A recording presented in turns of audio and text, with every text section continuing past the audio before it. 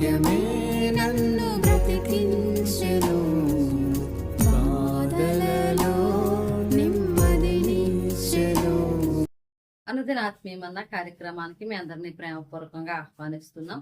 ఈ దినము ఆంధ్ర క్రైస్తవ కీర్తన పుస్తకం నుంచి 7వ పాట పాడుకుందాం. సన్నుతింతుమో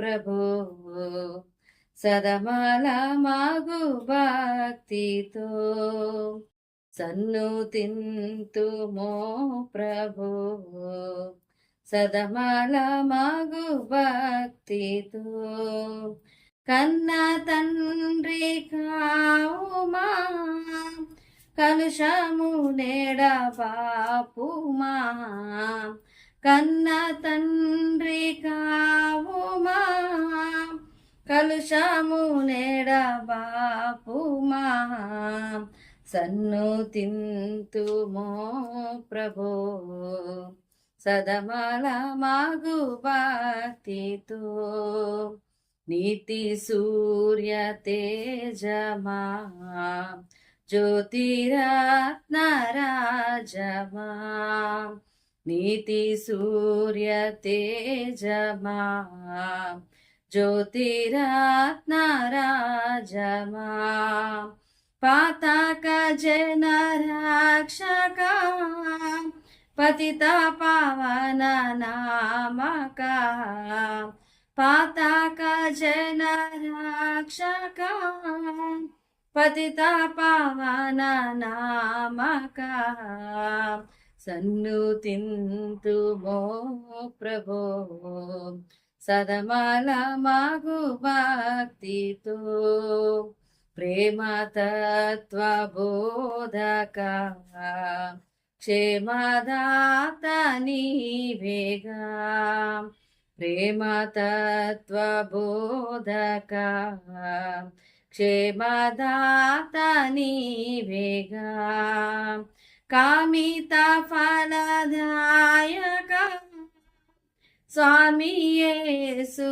నాయక, కామిత ఫలదాయక స్వామి యేసు నాయక, సన్నుతింతుమో ప్రభో సదమల మగు భక్తితో, కన్న తండ్రి కావుమా కలుషము నెడబాపుమా, కన్న తండ్రి కావుమా కలుషము నెడబాపుమా, సన్నుతింతుమో ప్రభో సదమల మగు భక్తితో.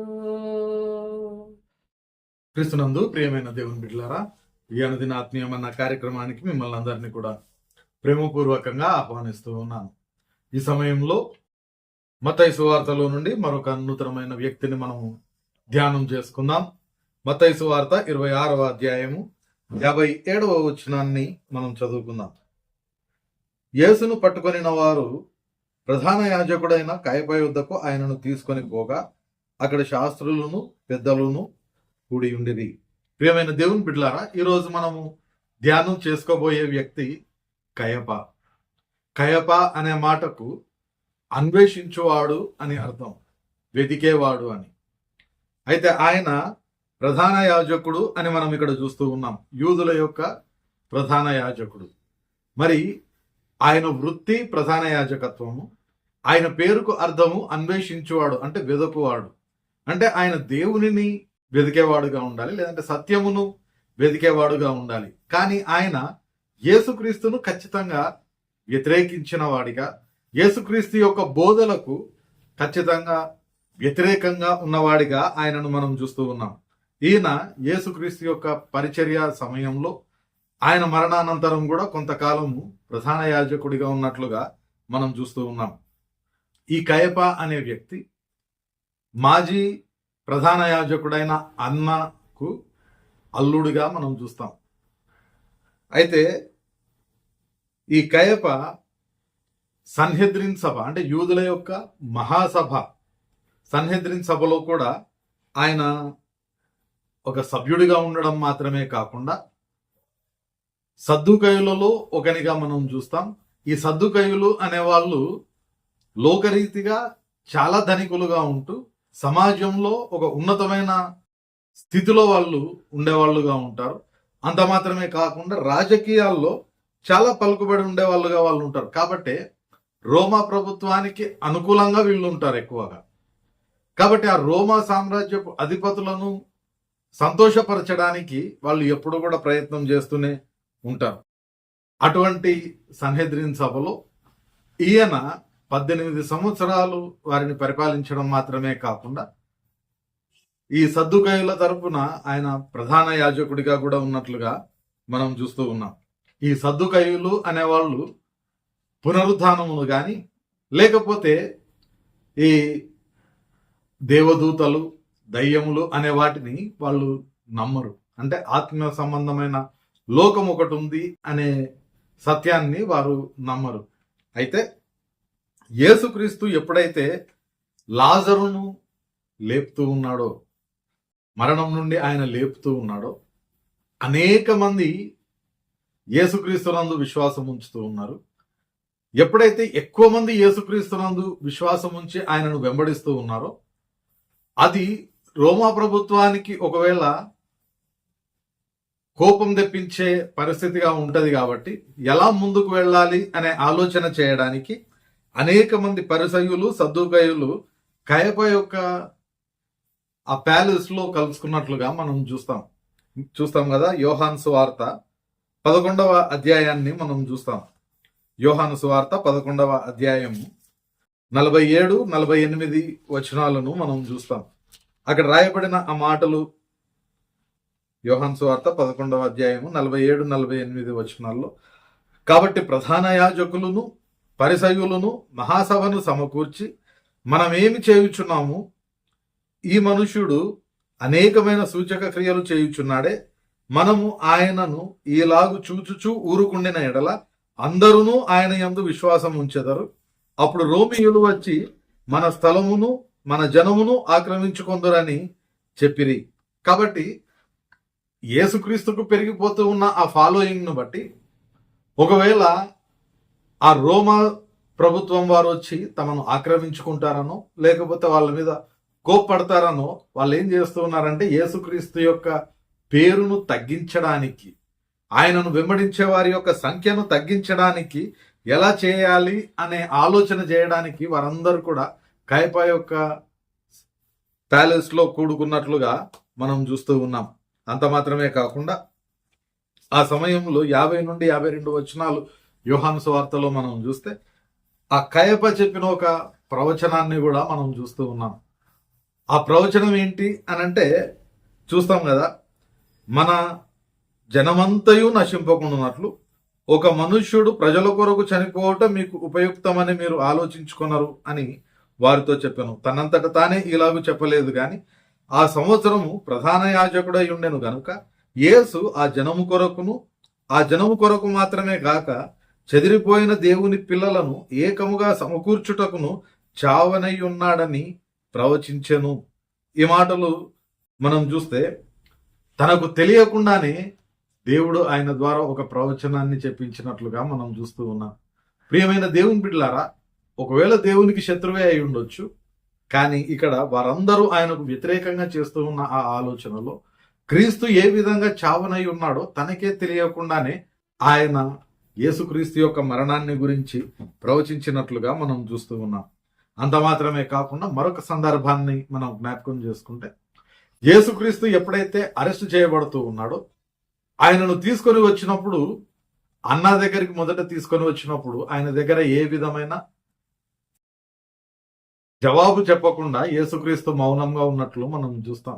ఆ తర్వాత ఆయనను కయప దగ్గరికి తీసుకొని వస్తూ ఉన్నారు. కయప దగ్గర కూడా ఆయన ఏమాత్రం కూడా మాట్లాడకుండా ఉన్నట్లుగా మనం చూస్తూ ఉన్నాం. అయితే కయప ఆయనను మాట్లాడించగలుగుతూ ఉన్నాడు. చూస్తాం కదా, మత్తయి సువార్త 26వ అధ్యాయము 59-60 వచనాలను మనం చూస్తే యేసుక్రీస్తుకు వ్యతిరేకంగా అనేకమైన అబద్ధ సాక్ష్యములను వాళ్ళు తీసుకొని వస్తూ ఉన్నారు.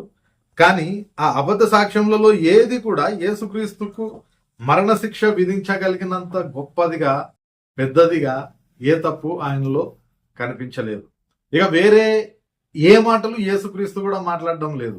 ఆ సమయంలో కయప మాట్లాడిన మాటను బట్టి తప్పకుండా యేసుక్రీస్తు కూడా నోరు విప్పాల్సిన పరిస్థితి వచ్చింది. అది మనం చూస్తే 26వ అధ్యాయం మత్తయి సువార్త 63వ వచనం నుండి మనం చూస్తాం కదా. అందుకు ప్రధాన యాజకుడు ఆయనను చూచి, నీవు దేవుని కుమారుడైన క్రీస్తు అయితే ఆ మాట మాతో చెప్పుమని జీవము గల దేవుని తోడని నీకు ఆనబెట్టుచున్నాను అనెను.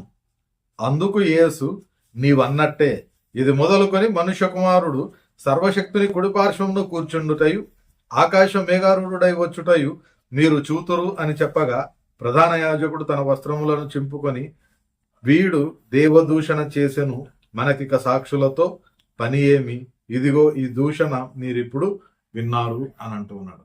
అప్పటి వరకు యేసు ఏ మాట మాట్లాడటం లేదు, కానీ ఆయనతో నోరు విప్పించగలిగిన ఆ యొక్క జ్ఞానం, అంటే ముందుగానే మనం ఆలోచన చేసినట్టు ఆయన రాజకీయాల్లో కూడా ఎక్కువగా ఉంటూ ఉన్నాడు కాబట్టి ఎవరిని ఏ విధంగా మాట్లాడించాలో తెలిసిన వ్యక్తిగా ఆయన ఏం చేస్తున్నాడంటే యేసుక్రీస్తుతో మాట్లాడించినట్లుగా మనం చూస్తూ ఉన్నాం. ఈ విధంగా ఒక ఉన్నతమైన స్థితిలోనే ఆయన ఉన్నాడు, ప్రధాన యాజకుడిగా ఉన్నాడు, సన్హెద్రిన్ సభను పరిపాలించిన వ్యక్తిగా ఉంటూ ఉన్నాడు. ఇన్ని ఉండి కూడా ఆయన సరిగ్గా పేరులోనే అన్వేషించేవాడైనప్పటికీ దేవునిని, ఆయన ప్రేమను, ఆయన వాక్యమును ఆయన వెదగలేకపోతూ ఉన్నాడు. కాబట్టి ప్రియమైన దేవుని బిడ్డలారా, ఆయన జీవితాన్ని మనం ఇప్పటి వరకు జ్ఞాపకం చేసుకున్నాం. ఆయన ద్వారా మనం నేర్చుకోవలసిన విషయాలను గురించి దేవుని చిత్తమైతే రేపటి దినాన మనము ధ్యానం చేసుకుందాం. పరిశుద్ధాత్మ దేవుడు మనకు సహాయం దయచేయును గాక. ప్రార్థన చేసుకుందాం. పరిశుద్ధుడైన దేవా, ప్రేమగల మా తండ్రి, మరొక పర్యాయము ఈ నూతనమైన దినాన ప్రభ ఉదయకాల సమయంలో కయపను గురించి, ఆయన యొక్క జీవితమును గురించి ప్రభ మేము జ్ఞాపకం చేసుకోవడానికి చూపించిన కృపను బట్టి నీకు వందనాలు ప్రభ. ఉన్నతమైన స్థితిలో ఉండి పేరులోనే అన్వేషించేవాడై ఉన్నప్పటికీ నిజదేవుని అన్వేషించక ప్రభ ఆయన ఏ విధంగా జీవించాడో మేము నేర్చుకున్నాం ప్రభ. అట్టి వాక్యమును మా హృదయాల్లో మేము భద్రపరచుకోవడానికి కృప దయచేయండి. నిశ్చితమైతే ప్రభ ఆయన జీవితం ద్వారా రేపటి దినాన మేము నేర్చుకునే పాఠంలో కొరకు మమ్మల్ని సిద్ధపరచమని వేడుకుంటూ ఉన్నాం. నేటి మా పని పాటలన్నింటిలో కృప దయచేసి క్షేమంగా నడిపించమని, రేపటి దినాన ప్రభ మరొక పర్యాయం నీవు అనుగ్రహించే అనుదినాత్మీయమన్న భుజించే వరకు నీ సన్నిధిని మాకు తోడుగా ఉంచుమని వేడుకుంటూ యేసు పరిశుద్ధ నామమున ప్రార్థిస్తున్నాను తండ్రి, ఆమేన్. తండ్రి, కుమార, పరిశుద్ధాత్మ త్రియేక దేవుని సకల దీవెనలు సదాకాలం మనకందరికి తోడయిండి నడిపించునుగాక. ఆమేన్.